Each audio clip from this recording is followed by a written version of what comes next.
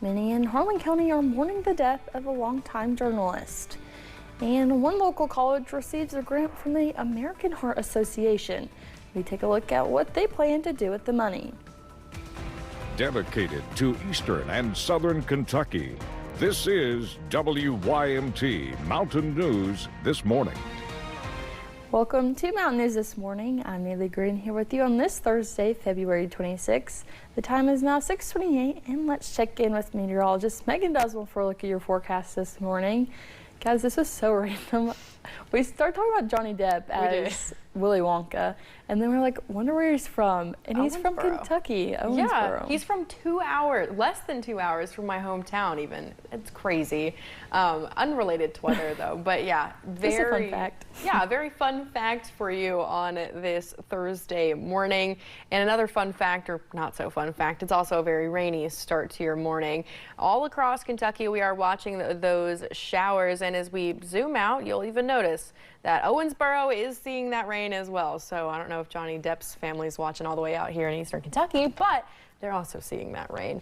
But in terms of what we're looking at temperature-wise, it's a mixture of the mid-40s for most folks. It's a tad chillier for those in our far northern counties, and a mixture of the low 40s. And we'll continue to see those temperatures dropping over the course of the next several hours. But by 10 o'clock, that's when we'll start to see temperatures warming up a little bit, and we'll return to a mixture of the upper 40s and low 50s. Overall, not too bad of temperatures. Highs will be around that 4 o'clock, 5 o'clock time frame, with most of the rain clearing by 1 p.m.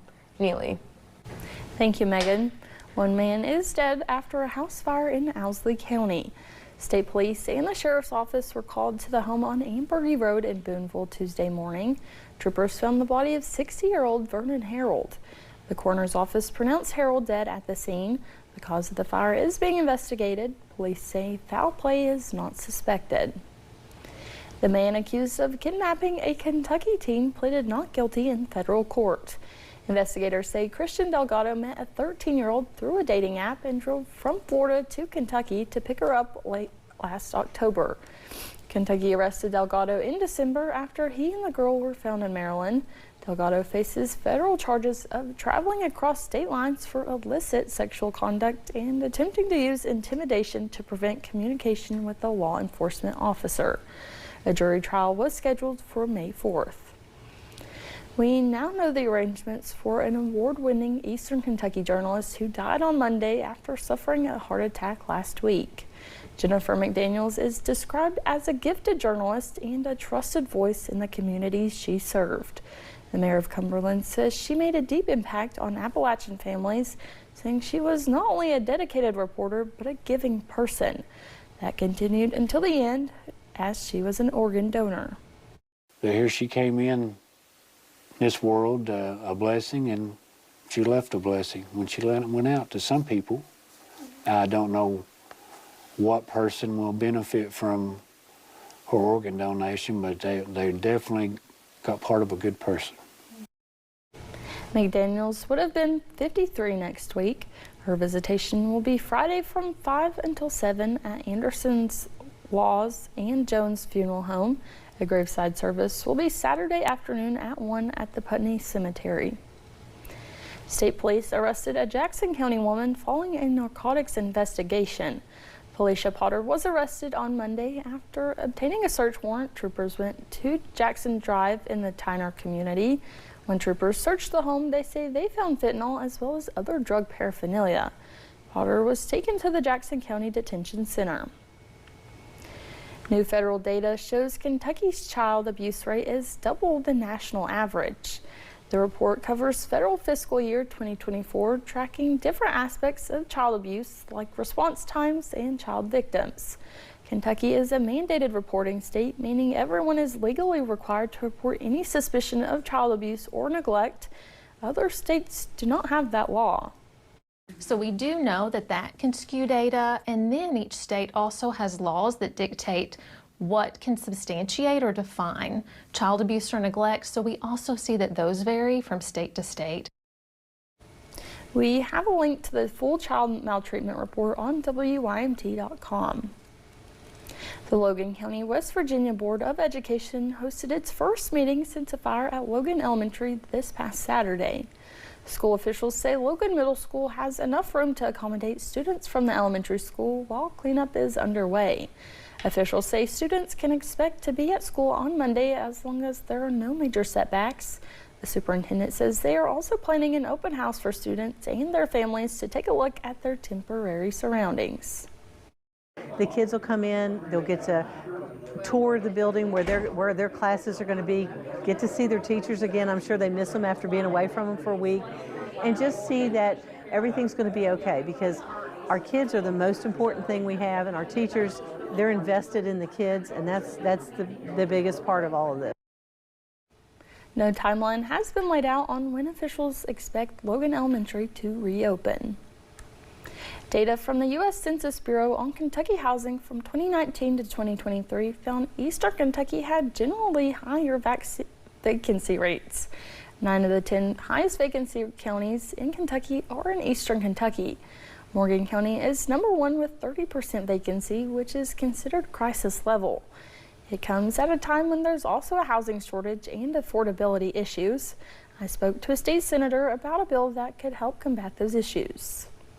We are the last holders and protectors of this remarkable language and culture and history. And once it leaves Appalachia, it is gone forever. In effort to prevent outmigration of mountain people, Senator Brandon Smith is trying to address the housing need in Kentucky. Senate Bill 142 would convert abandoned properties into affordable pathways for home ownership. The bill creates the Abandoned Home Pool Fund, which would allow experienced nonprofit housing partners to acquire and rehabilitate vacant platted buildings. It sets some parameters in there, but the properties have to have been empty for at least, I think, 1 year. These properties will be assessed. They're pulling down the value of the neighborhood. It will require a 20-year deed restriction. The rent-to-own structure will set up equal monthly payments that will create stable pathways to home ownership for 120% of the median income. That's the house range, about $125,000.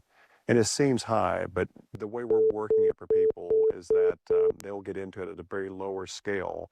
And then they'll have value in their home, they'll have equity, and it'll be the first time some of these families have ever had equity. The bill also ensures responsible use of the state's dollars through the self-sustaining fund. One of the important parts about the self-sustaining revolving fund is that the rent payments are required to be returned to the state fund, and they take out a small part for the operating fee.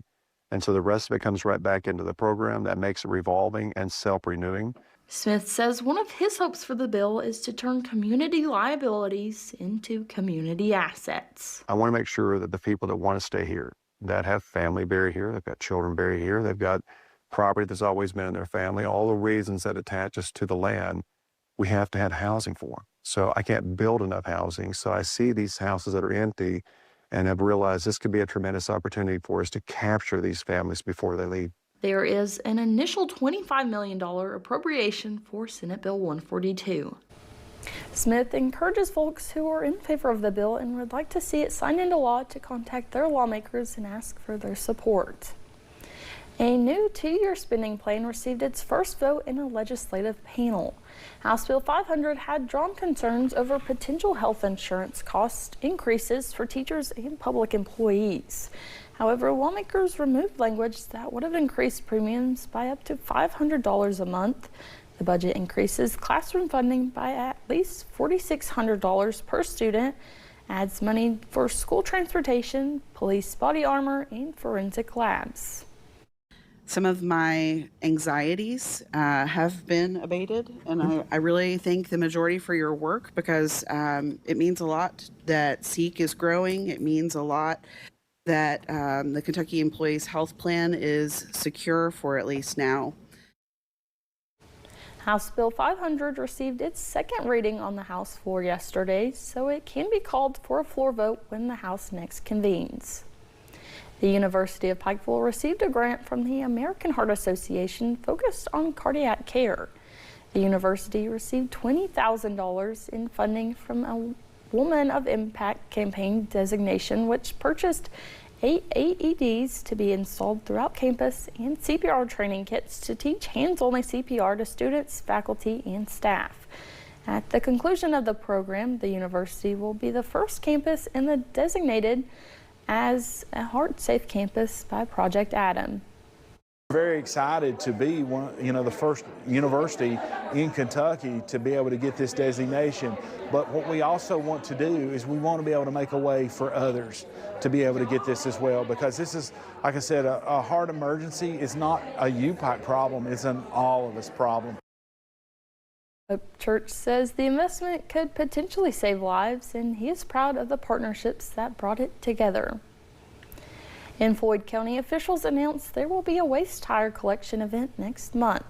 In a Facebook post from Judge Executive Robbie Williams, it says the event will run from March 19th through the 21st. It will be at the intersection of Highway 80 and Highway 680 beside the Dollar General open lot. Officials say they are accepting several tires. We have more about this at WYMT.com. Several Kentucky school districts are finally getting back into the swing of things after last month's winter weather. Bath County Schools was one of the many districts to be out of school for an extended period of time, and now they've decided how they'll be making up those days. It's a decision that other districts have said would be a last-ditch effort for them, but it was a move at the top of Bath County's list. We know as the school year, if it drags on past, that original closing date, attendance suffers. And a lot of other things are going on, and so it's better when we can end in May if possible. Other school districts are waiting to see how a couple of House bills pertaining to adding requirements to school hours and days pan out. The University of Kentucky is working on plans for a future entertainment district near Kroger Field. Renderings have been released that will bring new businesses, restaurants, and more to Lexington. Kevin Locke with UK says the district will be a multi-use space. He says something to this scale required them to check out entertainment areas around other universities and professional sports stadiums in the country. The magic of it all is taking the things that work and make this something that is unique to University of Kentucky. Right now, there are 4 concepts under consideration. The renderings include green spaces, parking garages, and new construction for future tenants. Locke says since Kroger Field is somewhat isolated, the designs being put forth are focused on linking game day energy with everyday life at the university. And temperatures this morning are starting to drop, especially in our northern counties, as we're seeing a mixture of the upper 30s and low 40s. These temperatures will drop until about that 9 o'clock, 10 o'clock time frame, and then we'll see a warmth back into the upper 40s and low 50s by this afternoon. Here's a look at those high temperatures for you. It's going to be warmer for our far southern counties, getting to 57 degrees as that forecast high in Jacksboro, 55 in Jonesville. And we're still watching as the rain makes its way through, really just focusing on light to moderate rain this morning.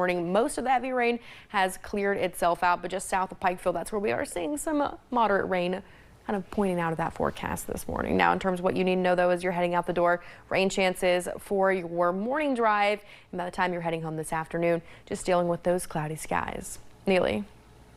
Thank you, Megan, and thank you for joining us. The time is now 6:41 and still to come on Mountain News this morning.